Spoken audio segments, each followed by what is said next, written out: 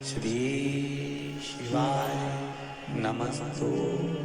ध्यान से एकादशी है। स्कंद पुराण यहाँ तक कहती है कि इस कथा के चरित्र को जो श्रवण कर लेता है उसको 26 एकादशी करना भी नहीं पड़ती। इस एकादशी की केवल ये कथा सुनकर ही वो तर जाता है। बहुत ध्यान से सुनना इसको, कथा तो बड़े भाव से सुन लो इसको, है?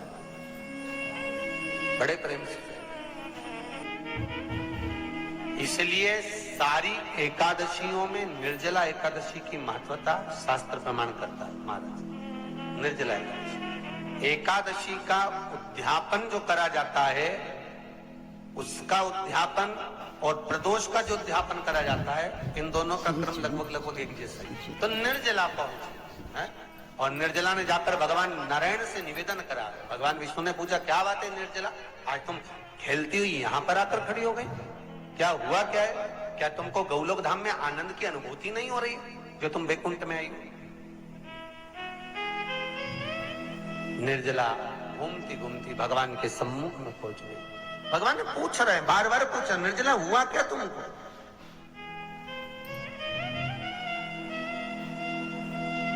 ए निर्जला, ए एकादशी, हुआ क्या है तुम? क्या कारण है तुम्हारे यहाँ आने का, वैकुंठ पहुंचने का? बहुत ध्यान देना महाराज। शास्त्र कहता है सोमवार, मंगलवार, बुधवार, गुरुवार, शुक्रवार, शनिवार, ये देवता वो देवता सबके व्रत कर लो, सारे व्रत कर लो, पर ये व्रत आपको परमात्मा के धाम तक लेकर नहीं जा सकते, क्योंकि इनका जो पुण्य है वो मृत्यु लोक में आप थोड़ा सा भी व्रत करते हैं तो पुण्य समाप्त हो जाता है। पर हिंदू धर्म के 3 व्रत ऐसे बता दिए जिन व्रतों का पुण्य समाप्त नहीं हुआ।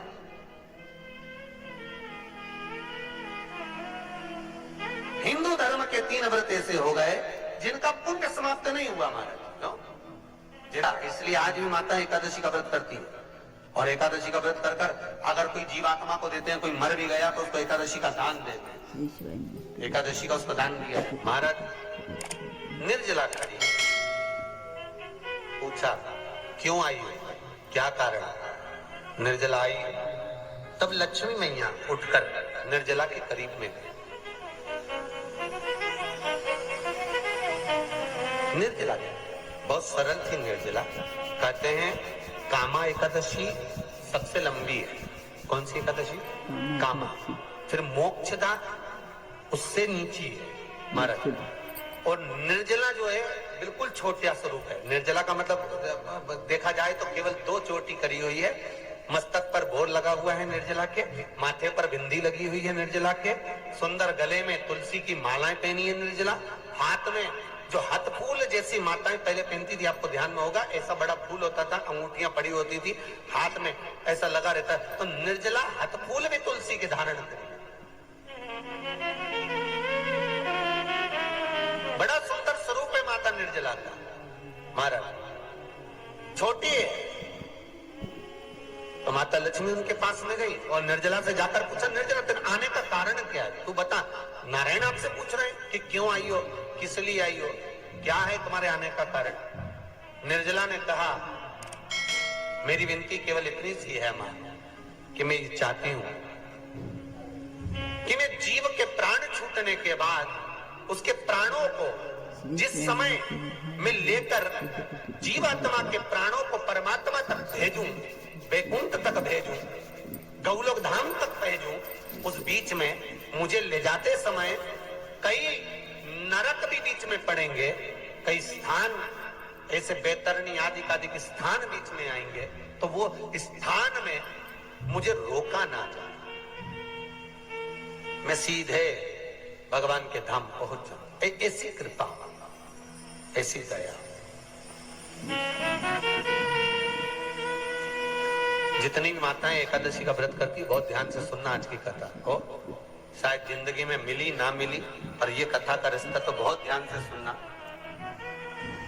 स्कंद पुराण यहाँ तक कहती है कि इस कथा के चरित्र को जो श्रवण कर लेता है उसको 26 एकादशी करना भी नहीं पड़ती। इस एकादशी की केवल ये कथा सुनकर ही वो तर जाता है। बहुत ध्यान से सुनना इसको, कथा को। सबसे पहला नियम एकादशी व्रत का सबसे पहला नियम है कि आप जिस दिन व्रत करो उसके एक दिन पहले भक्ति का संचार इस हृदय में करो। भक्ति का संचार इस हृदय में कर लीजिए। जिस दिन आप व्रत करो, जैसे एकादशी का व्रत कर रहे हो तो दशमी के दिन शाम का समय जब आवे, रात्रि जब होने लगे, शाम का समय आवे और रात्रि का आप जब भोजन ग्रहण करो तो उस भोजन में कोई ऐसा पदार्थ ग्रहण मत करिए जिस पदार्थ के कारण आपकी एकादशी बिगड़ जाए। कोई बेकार भोजन में ग्रहण नहीं करना, श्रेष्ठ भोजन ग्रहण करिए दशमी। और एकादशी का दूसरा नियम बहुत ध्यान से सुनिएगा। जिस दिन आपकी एकादशी का व्रत हो उस दिन प्रयास करिएगा कि अपने हाथ से किसी भी वृक्ष की कोई पत्ती टूटे ना। अपने हाथ से किसी भी वृक्ष की, पौधे की, किसी भी वृक्ष की पत्ती अपने हाथ से ना टूटे। बहुत ध्यान दीजिएगा महाराज। एकादशी का ये दूसरा नियम है कि अपने हाथ से किसी पौधे की, किसी वृक्ष की, किसी डाली की कोई पत्ती ना टूटे, इसका प्रयास करिए।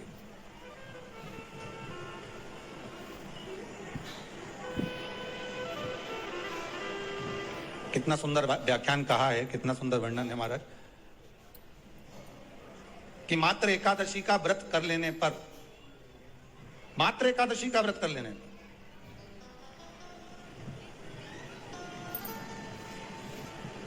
जो पूर्व में किया गया हमारा पाप कर्म है, हमने किसी जीव की हत्या करी है, हमने किसी को कष्ट प्रदान करा है, हमने किसी को अपशब्द कहा है, हमने किसी को ताने दिए, हमने किसी को आड़ा टेढ़ा कहा है, हमने किसी को गालियां दे दी है, मात्र एकादशी का व्रत ही कर लेने पर ये सारे जो दोष हैं वो समाप्त हो जाते हैं। सारे दोष हमारे समाप्ति पर आ जाते हैं।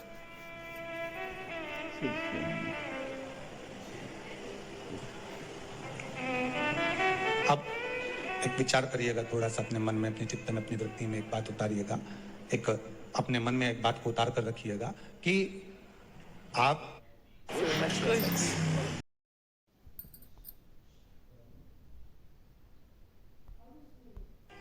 अपने पाप कर्म को जिस दिन क्षीण करने वाले हो, समाप्त करने वाले हो, अपने पाप को आप जिस दिन समाप्ति पर लेकर जा रहे हो तो उसके एक दिन पहले आपको प्रसन्नता होना चाहिए कि नहीं होना चाहिए कि कल मेरा पाप कटने वाला है, कल मेरा पाप समाप्त होने वाला है।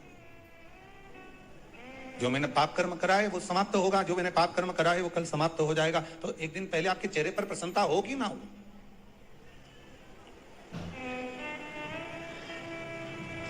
और चेहरे पर वो प्रसन्नता आपके आना चाहिए कि कल मेरा एकादशी का व्रत है, आज दशमी है, कल एकादशी का व्रत है, तो कल मेरी जब एकादशी का व्रत रहेगा तो मेरा ना जाने कितना कितना पाप, कितना असत्य, कितना झूठ, कितना प्रपंच वो समाप्त हो जाएगा। तो इसमें मुझे प्रसन्नता हो, इसमें मुझे आनंद था।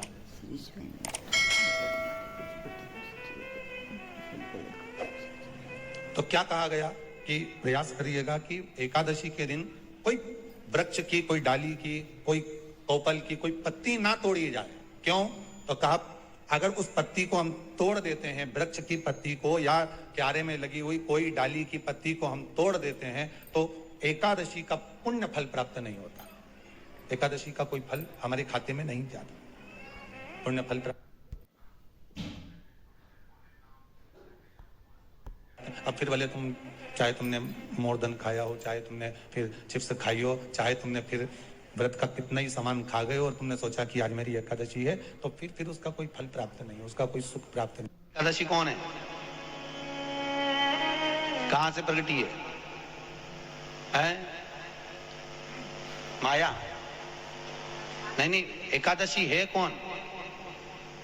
क्यों इसकी इतनी प्रधानता है? क्यों इसकी पुण्यता है? ऐसा क्या है एकादशी में जो उसकी पुण्यता मानी जाए? कौन है ये? जो भगवान नारायण तक एकादशी का व्रत करते हैं। सुभद्रा जी को भगवान जगन्नाथ ने, जगदीश ने एकादशी का व्रत कराया था। भद्र नारायण भगवान को माता लक्ष्मी ने एकादशी का व्रत कराया था। क्यों? चंद्रायण एकादशी व्रत की माता। एकादशी है कौन? तो कहा जिसको व्रत करने पर भगवान नारायण भी जिसका व्रत करते हो, भगवान माता लक्ष्मी जिसका व्रत करती हो, वो एकादशी है कौन? तो शास्त्र वर्णन करता है महाराज, स्कंद पुराण का सुंदर चातुर्मास्य खंड के अंतर्गत वर्णन आया है महाराज। एक बार भगवान विष्णु आनंद में विराजमान थे, पद्मावती और माता लक्ष्मी दोनों उनके पास में विराजी हुई थी, दोनों बैठी। भगवान लक्ष्मी और पद्मावती दोनों बैठी, एक सिर के पास, एक चरण के पास। कुछ समय बाद वहीं पर ब्रह्मदेव का आगमन हुआ और ब्रह्मा जी आगमन पाकर भगवान नारायण पद्मावती से लगकर उठे और उठकर लक्ष्मी की ओर झुके। झुकने पर इन तीनों के समागम से भगवान नारायण के हृदय चित्त से एक कन्या प्रकट हो गई। उस कन्या का नाम एका था। क्या नाम था? एका। अब 10 उसके गुण इतने प्रबल थे, वो 10 गुण उसके बड़े प्रबल थे कि वो एका जिसको निहारती थी उसको संपदावान बना देती थी, जिसको देख लेती थी उसके जीवन में वो आनंद की अनुभूतियां करा देती थी। एका जिस मार्ग से जाती थी उस मार्ग के द्वार खोल देती थी। एका का पुण्य इतना पुण्य। पद्मावती और लक्ष्मी ने कहा, महाराज ये बेटी आपके द्वारा निर्मित हुई है, इसका कन्यादान करना चाहिए। हमारे यहाँ हिंदू धर्म में रीति है, जिस दिन कन्यादान करा जाता है उस दिन व्रत रखा जाता है। अब आजकल रखते कि नहीं रखते मालूम नहीं, और कन्यादान करते समय व्रत रखा जाता है। व्रत रखना, एका का कन्यादान करना है। भगवान बोले कन्यादान करें, किसको दें? एका किसको दी जाए? एका प्रदान किसको करी जाए? पुण्यता किसको दी जाए? भगवान नारायण ने उसी समय लक्ष्मी और पद्मा से पूछा, तुम बताओ। पद्मा लक्ष्मी दोनों एका से पूछी, एका बताओ इसका पुण्य, हम आपका हस्त कमल आपको प्रदान किसको करें, हम किसको दें? एका कहती है पिताजी, भगवान से कहती है नाथ कृपा करिएगा, मेरे को अगर प्रदान करना चाहती हो, अगर मुझे चाहते हो तो एक काम करो, यदि आप देना चाहते हो तो भगवान एक काम। माता ने कहा कि पिताजी अगर कुछ देना चाहते हो तो ऐसी कृपा करो, संसार के मनुष्य अगर मृत्यु लोक में आकर के अंदर 2 एकादशी का भी पुण्य भाग अगर ग्रहण करते हैं तो ये एका उनकी होती है और वैकुंठ का राह खोल देती है। इनके जाने से पहले अगर मैं प्रवेश करती हुई जाऊंगी और इनके मार्ग को सुलभ बनाती हुई जाऊंगी। वो एका 10 गुण के कारण एकादशी। सबसे पहला नियम।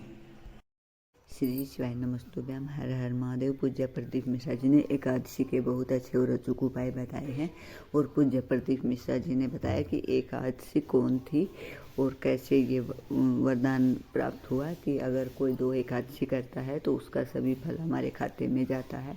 अगर आपको पूज्य प्रदीप मिश्रा जी के कथा और उपाय अच्छे लगे तो उसके लिए मेरे चैनल को लाइक, कमेंट और शेयर जरूर करें। श्री शिवाय नमस्तुभ्यम। हर हर महादेव।